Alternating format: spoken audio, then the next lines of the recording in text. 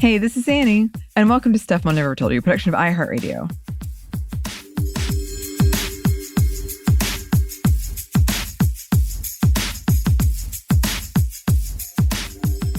And yes, I am going solo today for this happy hour. Unfortunately, Samantha had a family thing come up, so sending all the best thoughts her way. But for today, it is just me. As always with these happy hours, please drink responsibly if you choose to do so. Today, since I'm recording this a bit earlier and am solo, I am drinking water, which is, I love. It's like my favorite drink. But yes, as you know, if you've been listening to this show for a while, I have been in kind of a reflective mood lately because of anniversaries that have happened. The anniversary of Samantha coming on to this show, the anniversary of the other podcast I do called Savor just happened, and we did a couple of episodes around that. But there was one thing I forgot to mention, which is there used to be a whole video aspect of Sminty and Savor. And that used to be my primary job, and it's actually sort of how I became a host in a strange way. So I just wanted to revisit that because I actually am really shy. People don't believe me when I say that, but I am. But I'm also like, I have a Post-it note. I have like Post-it notes everywhere that say "Be brave." So I'm very someone who's constantly trying to look that shyness in the eye and go past it.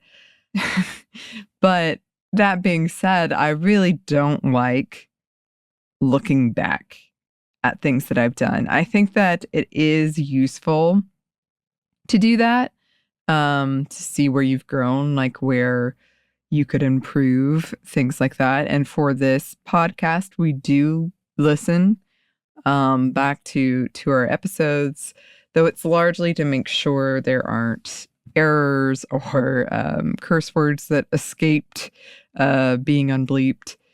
But other than that, I really don't like to look back. But for some reason, I just was remembering that I used to make all of these videos. And so I watched a couple of them, and I was pleasantly surprised that I was like, oh, this was pretty good. This was pretty good. And, you know, it has a lot of caveats, which I'm going to get into in a second, because I was like, this is pretty good for XYZ. But it was nice that I wasn't outright embarrassed or disgusted by this thing that I did for many, many years. Okay, so I know I've told this story before. I'm not going to go into it again in depth, but essentially, the whole reason I have this job is because of a confluence of things. But one of them was I really wanted to make documentaries. I was so into it. My parents thought I would never succeed in that field, and they convinced me not to pursue it. I've been thinking about that a lot too lately, of like the times my parents sat me down and were like, you're never going to make it in this. But they did it in like such a nice way. But anyway, so I didn't go to school for that, but I was doing it on the side. I was trying to learn how to edit videos and produce videos and all of this stuff. It was always in the back of my head that I liked this. And then randomly I got this job interview for what was then How Stuff Works, but it was owned by the Discovery Channel at the time. And of course, me and my documentary brain, who didn't really know much better, that's what I'll say, I was like, yes, I let me go in. But at the time I was about to move to China, and I never thought I would get the job. So my parents, funnily enough, convinced me to go in for this interview because they really didn't want me to move to China. So now it was in their best interest that I go and get this job. And I got it. And in part, I was told because of pure enthusiasm. Because if I'm being completely honest, I was self-taught, but I was definitely not qualified. I don't know how many other people they had coming in for that specific role, because it was an internship thing and it was an unpaid internship thing. But anyway, I got it. And I was commuting like an hour and 30 minutes away every day at the time. So I would come in at 7 a.m. and leave at 3 p.m., which was not most people's schedules. Again, I'm very lucky that I have a flexible schedule at this job. But as part of that, I would use like those early morning hours before anyone was there, and I would try to like learn more about what I would be doing, which was primarily making videos to support the podcast. I was also editing podcast, but primarily I was video, which again fits with the I wanted to be in documentaries. So I would show up and I'd be like Googling how to do this in Final Cut Pro or whatever.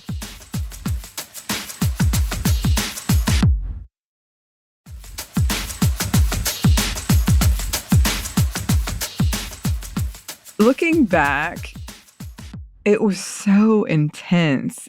We had 6 videos per week that would be published on top of the podcast. At the time, it was stuff I never told you I was working on. I did a couple of other shows as well, but those were much more like if someone needed a substitute for a week, I would make an episode of Brain Stuff or something like that. But I was primarily on Stuff I Never Told You. And this was a YouTube series that really developed its own following that was largely due to Kristen Conger, who was the past host, the creator of this show, who you can now find on Unladylike. She was the one that came up with the ideas. She would give me an SD card of everything she recorded, and then I would edit it and add effects and then do all of the like writing of the title and the description and finding the thumbnail and all of that. And like, I'm not going to go into this, but YouTube, because these were going up on YouTube mostly, but YouTube had such a very specific, this is how you get people to stay until the end while also advertising your other episodes that you have. And I have a YouTube award that I won, listeners. I'm not sure how. It just showed up in the mail one day. But anyway, so I had to learn all of those things. And it was a very grueling schedule. And if you're like me, I was constantly second guessing myself, especially because I was self-taught. I was learning this in the early morning hours before anyone showed up. I was practicing like outside of work. I had a really difficult time with color correction, which if anybody knows, color correction is a pain. But also at this time, this was when there was a lot of pressure to go viral. I remember specifically having a meeting with a boss about here's how you go viral, which is really silly because it's difficult to predict what will go viral. And so I had these really intense deadlines. Like if something hadn't gone up by 3 p.m., which they determined was the best chance of maybe you'll go viral, I would get a call from my boss. Like it was very, very intense. I have a photograph that I took of the schedule that I had at the time, and I took a picture of it because it was ridiculous. But anyway, it was kind of like the driver was supposed to be if you post constantly and consistently enough, then you will get this following and maybe go viral. And this was also the age when videos were meant to look self-produced. I think that is still going on, but it's much less so. So I'm never credited in any of them, which I don't have any bitterness about, but like looking back, I'm kind of like, huh. But yeah, it was supposed to look sort of like a vlog of, this person just making this thing, which Kristen largely did do. This is also where my knowledge of fonts came from, because I really wanted it to look like a diary entry of something that your mom never told you and you're writing about it in your diary. So I had a lot of that stuff going on. Something else that I ran into while doing this was a lot of sexism around, because we weren't the only show doing this by any means, but we were like the feminist show with women on it doing it. Where like male bosses would tell us, Kristen needs to wear more makeup, the thumbnails need to be sexier, things like that, which we fought back against, but I know Kristen was putting on, like, it was a process. It's not like something you just do. She was putting on makeup. She has a whole episode on there that we did where she didn't wear any makeup, and she was talking about how insecure it made her feel. But it was wild to be in a meeting where they were actually like, maybe show more cleavage. Huh, okay. And I'm just this young intern who is trying to figure things out and navigate. I want to be successful and I want to do the things that will make this successful. But also, I'm not going to put like cleavage in a thumbnail. As I've said before, I learned a lot through this show because I think at the time I was still like not comfortable and not sure about speaking up for myself and about feminism and about like what I could do and what I could contribute. And looking back, I'm glad, but at the time I was really angry because they put me on the show because I was the only female editor. I was the only woman, and they were like, Stefan ever told you should probably have a woman. I agree, but I was the only one. And I was kind of like, I want to work on the science show. And they're like, no, you're working on this show. Again, I'm very happy. It turned out great. I learned so much, and I'm very happy about it. But it was just sort of frustrating at the time. And I felt I was nervous. I think when you work on something feminist, I guess it's true just being a woman on the internet in general, but when you're working on something feminist and you feel like you're still coming to terms with what that means to you at a young age, it's scary. So it took a while for me to get my footing, and then I really got good at editing. I got really good at editing, and I would try like new things, and I was still stressed about it, and I was still in my head about it because I never, I mean, we were producing so much, but I never got like the color correction quite down. There was one time where my boss made me sit with the rest of the team, who were all men who had all been doing this much longer than I had been, and they watched a video I had made. And my boss was very like, see, she's on the cutting edge. She's a youth, all this stuff. But I was just embarrassed and horrified that he made them watch it. And I knew there were all of these things they could do better in it, like with the color correction and everything. And I felt like they kind of resented me for a minute after that because they were like, ugh. Okay. So it was a strange thing. It was a strange environment, but I learned so much, and we did so many cool, like goofy things. There's so many episodes that I look back on and I'm like legitimately proud and I think are really funny. I mean, overall, I'm proud of it. But certainly with all of the disclaimers I could put in here with, we were producing this much, we had this much resources, it was just me and her, like. But we developed a real following from YouTube, and it's kind of funny because it's separate, or it was separate from our following in the podcast. So some people who would be huge fans on YouTube didn't realize that there was a podcast about Someone Ever Told You, and that was interesting. And there were also so many like heartfelt comments that we would get that I would read, and really personal stuff, and fans would shut down. YouTube comments are notoriously terrible, and they would come in and shut that down, and that was amazing. This is also when I got doxxed, was a video on YouTube.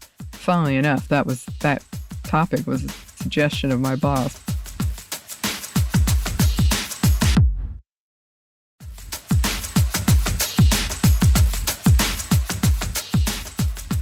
Anyway, it was such a big part of my life. It was such a big part of my life, and it's strange to me that it feels so removed now. Because, as you listeners probably know, companies are always trying to look to capitalize in any way that they can. So it was like, at first, it was a podcast that was the accompaniment to a blog. And then they were like, blogs aren't making money. So now it's videos is the accompaniment to the podcast. And then they were like, okay, these videos aren't making money. And now they're coming back to videos again. So it's always kind of in flux that way. But I just feel so far removed from this thing that was literally my entire job, almost, for many years. And the fact that I'm on this show now is because when Kristen and Caroline, the past host, left to do Unladylike, I didn't really have a job anymore. But the vacuum was filled by being a host, because I was asked to be host. So it has really been, the whole video aspect really did change my life in a lot of ways. And I was really sad to see it end. And Kristen did like a farewell that like had me in tears, and was like, just looking back, it was very retrospective and very acknowledging the work that we had done to make these. And that meant so much to me, because again, I had so much imposter syndrome. I felt so inadequate. I just was so on my head about it. And like any comment I would get from either a coworker or a commenter that was negative, it would just send me in a spiral, because I felt like, I'm self-taught. I'm largely self-taught. That being said, I also want to shout out for the other podcast I do, Savor. We used to have a video aspect of those as well. I think there's only like 5 or 6 episodes, but I went back to them and I was like, these are pretty good. I also produced those.